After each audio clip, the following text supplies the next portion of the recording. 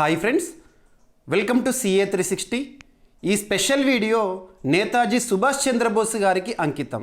కారణం ఏంటంటే నేతాజీ సుభాష్ చంద్రబోస్ గారి జయంతి సందర్భంగా చేస్తున్న వీడియో ఇది. ప్రతి ఏడాది కూడా జనవరి 23వ తేదీని నేతాజీ సుభాష్ చంద్రబోస్ గారి జయంతిని మనం పరాక్రమ్ దివస్గా జరుపుకుంటున్నాము. మరి ఈ రోజున జనవరి 23 రోజున ప్రతి ఏడాది కూడా భారత ప్రభుత్వం ఇచ్చే ఒక ప్రతిష్టాత్మక పురస్కారము ఆపద ప్రబంధన్ పురస్కార్. విపత్తు నిర్వహణలో విశేష కృషి చేసే సంస్థలకి కానివ్వండి, విశేష కృషి చేస్తున్న వ్యక్తులను కానివ్వండి గుర్తించి భారత ప్రభుత్వం ఆపద ప్రబంధన్ పురస్కారాన్ని ప్రకటిస్తూ ఉంటుంది. ఏ రోజున అంటారు? On the eve of Netaji's birth anniversary. గుర్తుంచుకోండి, పరాక్రమ్ దివస్ సందర్భంగా. ఇవన్నీ కూడా ఈ వీడియోలో ఒక్కొక్కటిగా డిస్కస్ చేద్దాం. అండ్ ఇంకొకటి ఏంటంటే, భారతదేశ చరిత్రలో, భారతదేశ స్వాతంత్ర్యోద్యమ చరిత్రలో అసలు సిసలు స్వాతంత్ర్య ఉద్యమకారుడు నేతాజీ సుభాష్ చంద్రబోస్ గారి గురించి, తన జీవితంలో చోటు చేసుకున్న కొన్ని కీలక ఘట్టాల గురించి, మరియు చరిత్రలో ముఖ్యంగా పోటీ పరీక్షల కోణంలో తనకు సంబంధించిన ఇంపార్టెంట్ పాయింట్స్ అన్నింటినీ కూడా ఒక్కొక్కటిగా చూద్దాము. ప్రస్తుత ప్రభుత్వము, నరేంద్ర మోదీ గారి ప్రభుత్వము నేతాజీ సుభాష్ చంద్రబోస్ గారికి చాలా ఇంపార్టెన్స్ ఇస్తోంది. ఈరోజు మీరు అబ్జర్వ్ చేస్తే 2026 జనవరి 23వ తేదీ నుండి జనవరి 25వ తేదీ వరకు నేతాజీ సుభాష్ చంద్రబోస్ గారి జయంతి ఉత్సవాలను పరాక్రమ్ దివస్ పేరిట నిర్వహిస్తోంది. మనం అబ్జర్వ్ చేస్తే మినిస్ట్రీ ఆఫ్ కల్చర్ వారు, కేంద్ర సాంస్కృతిక వ్యవహారాల మంత్రిత్వ శాఖ వారు అండమాన్ నికోబార్లో ప్రత్యేకంగా ఉత్సవాలను ప్రారంభించారు. ఈ ఉత్సవాలు దేశవ్యాప్తంగా కూడా నిర్వహించబడుతున్నాయి. జనవరి 25 వరకు జరుగుతాయి. ఇకపోతే భారతదేశ చరిత్రలో ఎప్పటికీ గుర్తుంచుకోవాల్సిన అసలు సిసలు స్వాతంత్ర సమరయోధుడు నేతాజీ సుభాష్ చంద్రబోస్ గారికి భారత ప్రభుత్వం ఎలా ఇంపార్టెన్స్ ఇస్తుందో కొన్ని చూడండి.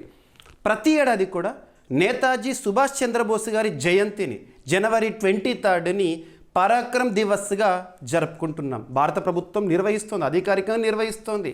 మరి పరాక్రమ్ దివస్ అనేది ఎవరి జయంతిని మనం జరుపుకుంటాము అంటే నేతాజీ సుభాష్ చంద్రబోస్ గారి జయంతిని. మరి ఏ సంవత్సరం నుండి పరాక్రమ్ దివస్ని నిర్వహించుకుంటున్నాం, భారత ప్రభుత్వం నిర్వహిస్తుంది అంటే 2021. గుర్తుంచుకోండి, ఓకేనా? ఇకపోతే భారతదేశంలో దేశ రాజధాని న్యూఢిల్లీలో కర్తవ్య పథ్ ఉంది కదా. సో కర్తవ్య పథ్ వద్ద నేతాజీ సుభాష్ చంద్రబోస్ గారి స్టాచ్యూని కూడా విడుదల చేసింది భారత ప్రభుత్వం. 2022 సంవత్సరంలో అరుణ్ యోగిరాజు గారు ఈ విగ్రహ శిల్పి. సో 2022 సంవత్సరంలో నేతాజీ సుభాష్ చంద్రబోస్ గారి స్టాచ్యూని కర్తవ్య పథ్లో ఆవిష్కరించడం జరిగింది. ఏ ఇయర్లో అంటారు? గుర్తుపెట్టుకోండి. ఇకపోతే మ్యూజియం ఇన్సైడ్ రెడ్ ఫోర్ట్, ఎర్రకోటలో ఒక మ్యూజియంని కూడా భారత ప్రభుత్వం ప్రారంభించింది. నరేంద్ర మోదీ గారి ప్రభుత్వం ప్రారంభించింది. ఎందుకు అంటే నేతాజీ సుభాష్ చంద్రబోస్ గారికి సంబంధించి మరియు ఆజాద్ హిందూ ఫౌజ్కి సంబంధించి ఆ లెగసీని మనందరికీ కూడా తెలియజేయడానికి. ఇకపోతే నేతాజీ గారి ఫైల్స్ ఏవైతే ఉంటాయి, ఇప్పటికీ కూడా మీరు చూడండి, భారతదేశ చరిత్రలో చాలా మిస్టీరియస్ డెత్స్ అనేవి ఉన్నాయి.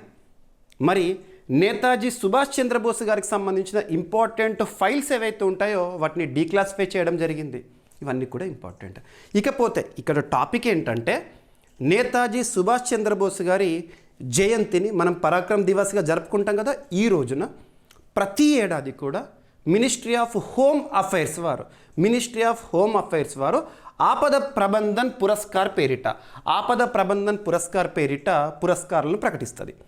ఏదైనా ఒక పురస్కారం గురించి మనం చూస్తున్నప్పుడు ఆ పురస్కారాన్ని ఏ రంగంలో విశేష కృషి చేసే వ్యక్తులకి కానీ సంస్థలకి కానీ ప్రదానం చేస్తారు. ఇది ఫస్ట్ చూడాల్సింది. మరియు ఇయర్ ఆఫ్ ఇన్స్టిట్యూషన్ అంటే ఆ పురస్కారం అనేది ఏ సంవత్సరంలో ప్రారంభమైంది, మరి ఈ సంవత్సర పురస్కార గ్రహీతలు ఎవరు, వారికి ఇచ్చే మానిటరీ ప్రైజ్ ఏంటి, ఇటువంటివి చూడాలి.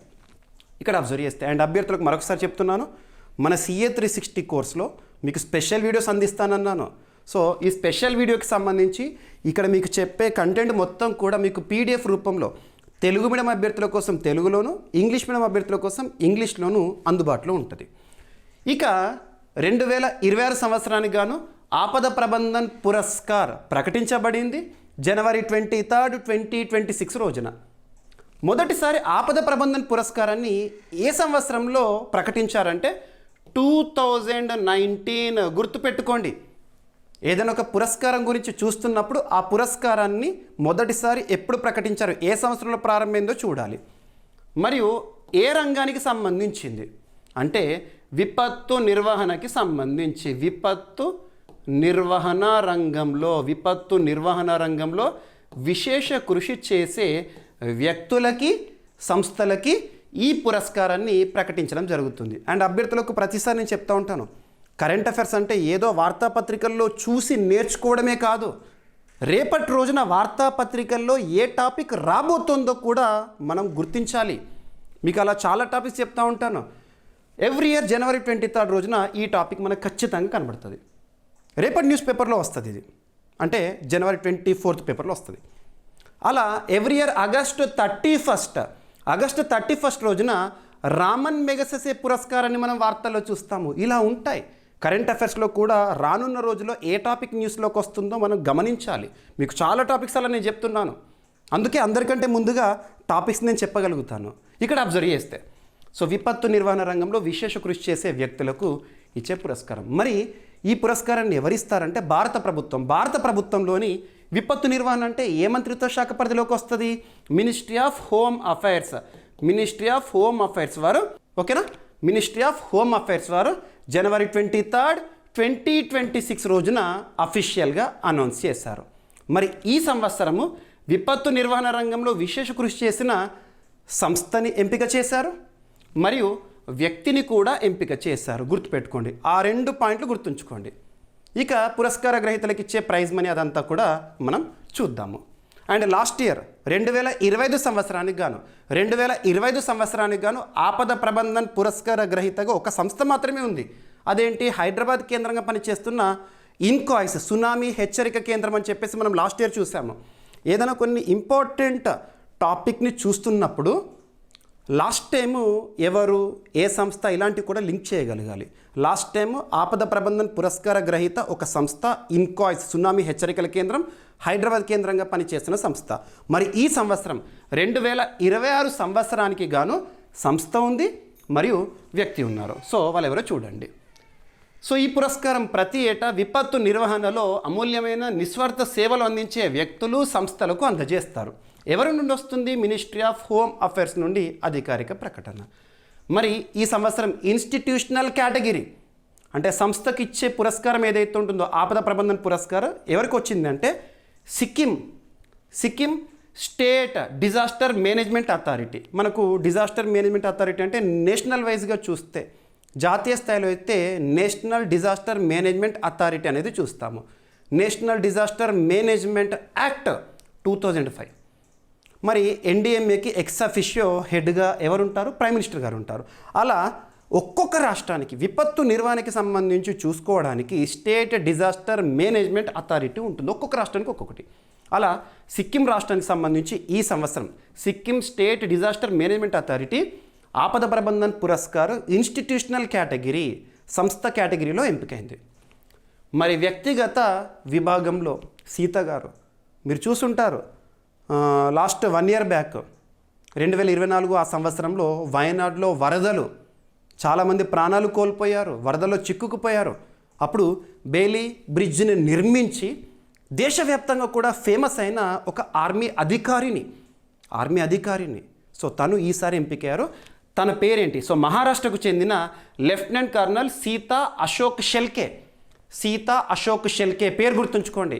సీతా అశోక్ షెల్కే ఆర్మీలో సైన్యంలో పనిచేస్తున్నారు. ఓకేనా?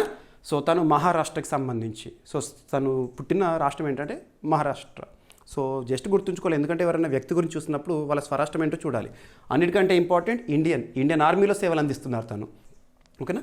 తను 2024 ఆ సమయంలో వయనాడ్ వరదల సమయంలో ప్రజలను కాపాడారు, దేశవ్యాప్తంగా ఫేమస్ అయ్యారు. బెయిలీ వంతెన నిర్మించి ప్రజలను ఒక ప్రాంతంలో ఒక ప్రాంతానికి వెళ్ళేలా అండ్ విపత్తు సహాయక చర్యలు మరింత వేగవంతం అయ్యేలా కృషి చేసిన ఒక వీరనారి అని చెప్పచ్చు. పేరు గుర్తుంచుకోండి, లెఫ్టినెంట్ కర్నల్ సీతా అశోక్ షెల్కే. ఓకేనా? ఇక సో విపత్తు నివారణ, సన్నద్ధత, సహాయక చర్యలు మరియు పునరావాస కార్యక్రమాల్లో వీరు చూపిన అసాధారణ సేవలకు గుర్తింపుగా ఈ పురస్కారం అనేది అందజేయనున్నారు. ఇక నెక్స్ట్ సుభాష్ చంద్రబోస్ ఆపద ప్రబంధన్ పురస్కారం సంబంధించి కొన్ని బేసిక్ పాయింట్స్ 2019లో ప్రారంభించారు. ఇయర్ ఆఫ్ ఇన్స్టిట్యూషన్ ప్రతి ఏడాది కూడా జనవరి 23న ప్రకటిస్తారు. కారణం ఏంటంటే పరాక్రమ్ దివస్, నేతాజీ సుభాష్ చంద్రబోస్ గారి జయంతి కాబట్టి. ఓకేనా. ఇక నేతాజీ సుభాష్ చంద్రబోస్ గారికి సంబంధించి ఏ ఇయర్లో జన్మించారని అడగవచ్చు. జనవరి 23, 1897. ఇకపోతే ఆపద ప్రబంధన్ పురస్కార్. ఆపద ప్రబంధన్ పురస్కార్ వ్యక్తులకి సంస్థలకి ఇవ్వచ్చు కదా. సంస్థలకైతే ఎంత ప్రైజ్ మనీ ఉంటుంది అంటే 51 లక్షల రూపాయలు. 51 లక్షల రూపాయలు మరియు సర్టిఫికెట్ ఉంటుంది. అదే వ్యక్తికి అయితే 5 లక్షల రూపాయల నగదు మరియు సర్టిఫికెట్ ఉంటుంది. ఆపద ప్రబంధన్ పురస్కారం అని చెప్పేసి గుర్తుపెట్టుకోండి. సో ఇది టాపిక్. ఎగ్జామినేషన్ పాయింట్ ఆఫ్ వ్యూలో ఖచ్చితంగా అడగవచ్చు ఈ టాపిక్ నుండి మనము క్వశ్చన్స్ని. ఓకేనా. రానున్న ఏ పోటీ పరీక్షనా, ఏ స్థాయి పోటీ పరీక్షనా ఉపయుక్తంగా ఉండే టాపిక్స్ని ఇలా మీకు అందిస్తూనే ఉంటాను. ఓకేనా. కొన్ని బేసిక్స్ నుండి చూడాలి. ఓకేనా. ఇక నేతాజీ సుభాష్ చంద్రబోస్ గారికి సంబంధించి జీవితంలో చోటు చేసుకున్న కొన్ని కీలక ఘట్టాలు మీరు ఎక్స్క్లూజివ్గా ఇప్పుడు చెప్పబోయేది ఏదైతే ఉంటుందో చరిత్రకి లింక్ చేసుకోవచ్చు, మోడర్న్ హిస్టరీలో లింక్ చేసుకోవచ్చు. ఆల్రెడీ మీరు నేర్చుకున్నారనుకోండి, మరొకసారి రివిజన్గా క్విక్ రివిజన్ చేస్తాను. డైరెక్ట్ ఇయర్, ఘటన లేదా ఆ ఇయర్లో చోటు చేసుకుంది ఏంటి, నేతాజీ సుభాష్ చంద్రబోస్ గారితో సంబంధం ఉంది ఏంటి. ఓకేనా. డైరెక్ట్ చూడండి. నేతాజీ సుభాష్ చంద్రబోస్ గారు బెంగాల్కి సంబంధించిన వ్యక్తి. జనవరి 23, 1897లో జన్మించారు. ఓకేనా. మరణం ఆగస్ట్ 18, 1945 తాహోకు తైవాన్ సమీపంలో విమాన ప్రమాదంలో చనిపోయారని చెప్తున్నారు. ఓకేనా. సో మిస్టీరియస్ ఇప్పటికి కూడా. ఇక నినాదాలు. నేతాజీ సుభాష్ చంద్రబోస్ గారు ఇచ్చిన నినాదాలు, స్లోగన్స్ ఇటువంటివి అడుగుతారు మీకు. నాకు రక్తం ఇవ్వండి, నేను మీకు స్వేచ్ఛనిస్తాను. Give me blood, I give you freedom అని చెప్పేసేసి. నాకు రక్తం ఇవ్వండి, మీకు నేను స్వేచ్ఛను కల్పిస్తానని చెప్పేసి ఎవరు చెప్పారంటారు. సో నేతాజీ సుభాష్ చంద్రబోస్ గారు. మరియు చలో ఢిల్లీ, చలో ఢిల్లీ అనే నినాదం ఎవరు చెప్పారు? నేతాజీ సుభాష్ చంద్రబోస్ గారు. జై హింద్ అనే పదం నేతాజీ సుభాష్ చంద్రబోస్ గారు. ఐక్యత, ఒప్పందం, త్యాగము అనే స్లోగన్. ఓకేనా. ఇక నెక్స్ట్, నేతాజీ సుభాష్ చంద్రబోస్ గారితో సంబంధం ఉన్న సంస్థలు. ఆల్ ఇండియా ఫార్వర్డ్ బ్లాక్, ఆల్ ఇండియా ఫార్వర్డ్ బ్లాక్ 1939 నుండి 1941 వరకు. ఇక ఇండియన్ నేషనల్ ఆర్మీ 1943 to 1945. ఇక నేతాజీ సుభాష్ చంద్రబోస్ గారితో సంబంధం ఉన్న పత్రికలు లేదా మ్యాగజైన్స్ ఉంటాయి కదా. స్వరాజ్, స్వరాజ్ పత్రిక స్థాపకుడు నేతాజీ సుభాష్ చంద్రబోస్ గారు. మరియు ఒక పత్రికకి ఎడిటర్గా కూడా పనిచేస్తారు. ఆ పత్రిక పేరు ఏంటంటే ఫార్వర్డ్.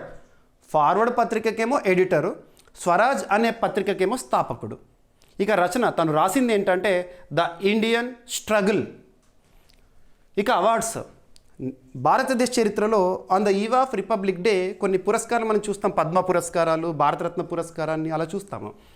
ఇప్పటివరకు భారతరత్న పురస్కార గ్రహీతలు అందరినీ చూస్తే ఒక ప్రత్యేకత నేతాజీ సుభాష్ చంద్రబోస్ గారికి సంబంధించే ఉంటుంది. అదేంటంటే భారతరత్న పురస్కారము తిరస్కారము, భారతరత్న పురస్కారము తిరస్కారం. గుర్తుంచుకోండి, ఎవరితో సంబంధం ఉందంటే నేతాజీ సుభాష్ చంద్రబోస్. సో ఇక్కడ అబ్జర్వ్ చేస్తే భారతరత్న పురస్కారాన్ని నేతాజీ సుభాష్ చంద్రబోస్ గారికి భారత ప్రభుత్వం ప్రకటించింది పోస్తమస్, మరణించిన తర్వాత 1992లో.